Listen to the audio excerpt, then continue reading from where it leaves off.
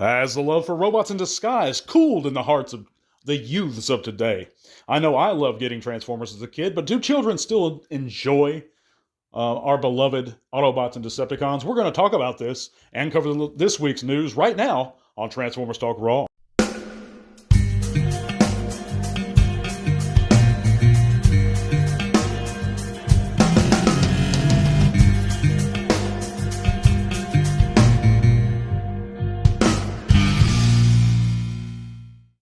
So I'm sure we all have those fond Christmas memories of waking up, picking out or wanting and hoping that our favorite Transformer is going to be there under the tree as kids.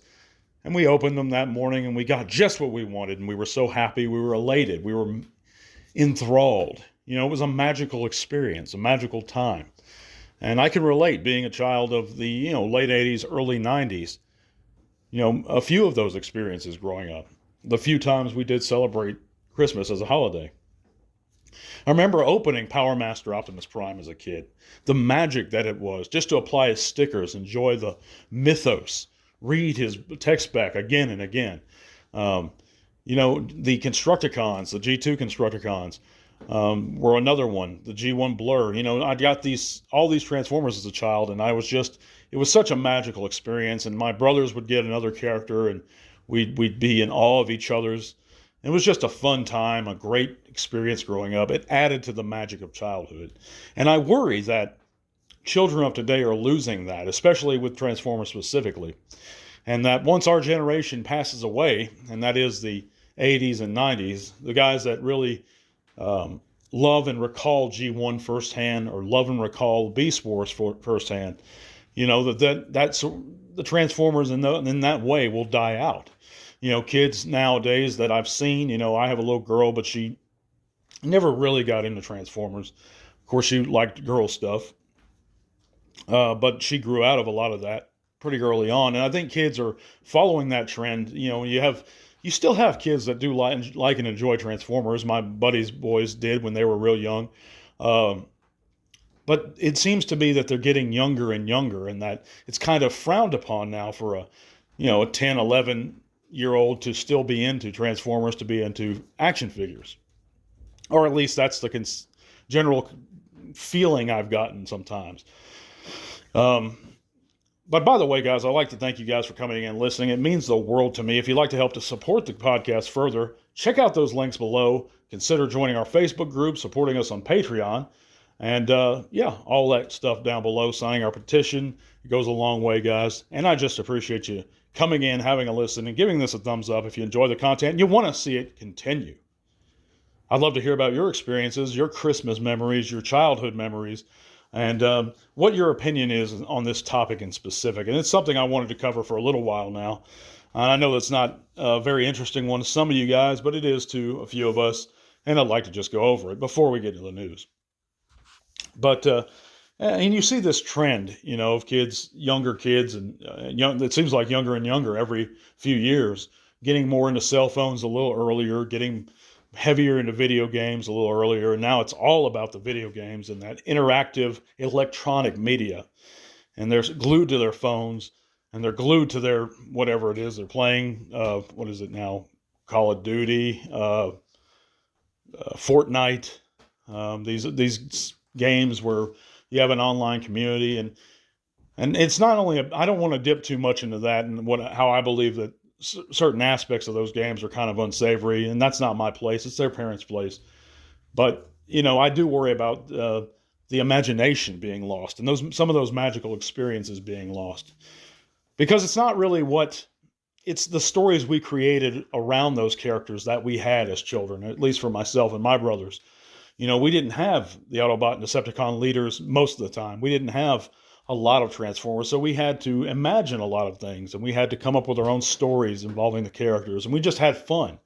Me and my little brother, we used to play outside with our stuff all the time, and we just grew up in this, there weren't cell phones back then, and it was just a different era. And I worry if the Transformers are going to be an adults only thing just in the next few years. They've separated the lines, as a matter of fact, and I touched on this last segment, how you now have lines just devoted, for rescue bots, is just for kids. It's supposed to be, even though I know some adults that do buy them now.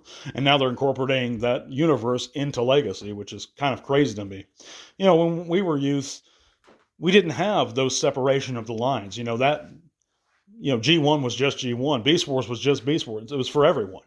And I always felt like that, is that Transformers are for everyone of all ages. If you want to buy a Transformer, buy a Transformer. But if you're a collector, collect. If you want to play with them, play with them. It's your figures. It's your stuff.